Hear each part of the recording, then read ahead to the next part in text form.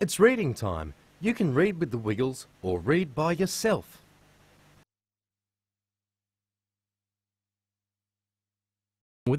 It was nearly Christmas and everyone in Wiggleland was so busy.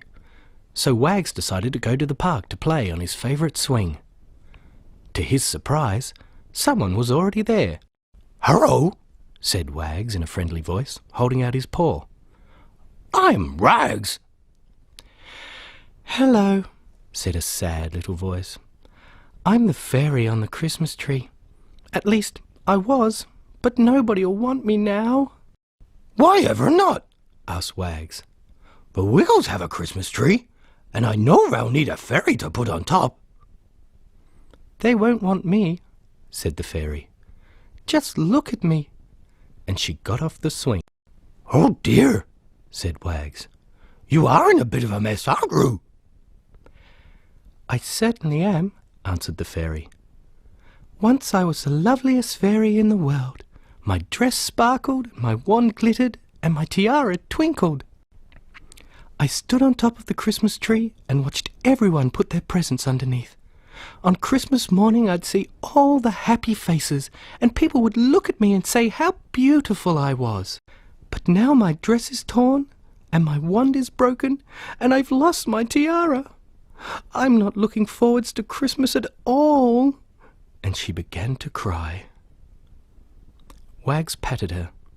"Please don't cry. Perhaps my friend Dorothy the dinosaur could help you."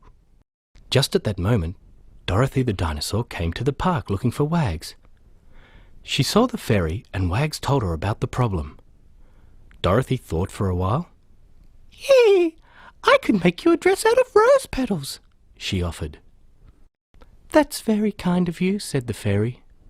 "But the fairy on the Christmas tree always has a white sparkling dress." "Perhaps Captain Feathersword might have an idea," suggested Wags. "Let's call him." "Oh, I'm not much good with dresses," said the captain when the others explained the problem. "But if the little lady needs a wand, I could let her have one of my feather swords." "Thank you," said the fairy. "But the fairy on the Christmas tree really needs a wand that glitters." "Hey, here comes Henry. Do you think he might be able to help?" asked Dorothy. Henry thought carefully. "Oh, I don't know much about fairies or Christmas trees, but I could ask the mermaids if anyone has a glittery tail to spare. Oh!" "You're all very kind," said the fairy, "but it doesn't sound as if you are able to help me. I really do need a sparkling dress and a glittering wand and a twinkling tiara." "You know me, hearties," said Captain Feathersword. "I think this is a case for our friends the Wiggles." He turned to the fairy. "They're full of good ideas. I'm sure they'll know what to do. And here they are!" Everyone talked at once and tried to explain the problem. The fairy shrank into the background. She didn't know these new people and felt very shy. "One at a time," laughed Greg. "What's all this about a fairy? Dorothy, you tell us." Dorothy brought the fairy forward and introduced her to the Wiggles, explaining the problem. The Wiggles thought hard. "I don't suppose some yummy food would help?" asked Anthony. The fairy shook her head. "I could play my guitar," offered Murray. "We could sing you to sleep," suggested Jeff. "I don't see how that would help," said Greg doubtfully. "You're all so generous," replied the fairy. "But you see, the fairy on the Christmas tree has a kind of magic about her, and ordinary solutions won't work." "Of course," said Greg. "Magic! Why didn't I think of that before? Where's my magic wand?" And he took it out of his pocket. "I'll need help," he told the others as the fairy stood before him. "I can only do one thing at a time. Now, where should we start?" "Oh, she needs a white sparkling dress," offered Henry.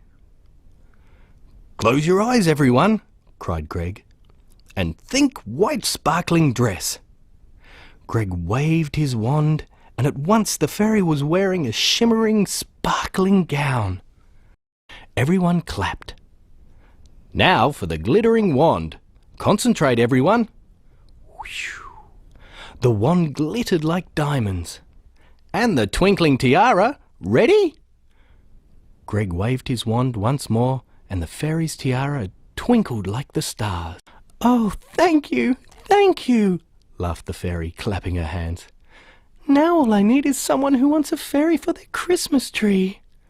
The Wiggles and their friends looked at each other. Murray bowed. "Would you be our fairy?" he asked. The fairy curtsied. "I would love to," she said. And that is how it was. The fairy sparkled and glittered and twinkled on the Christmas tree, and everyone said it was the best wiggly Christmas they'd ever had.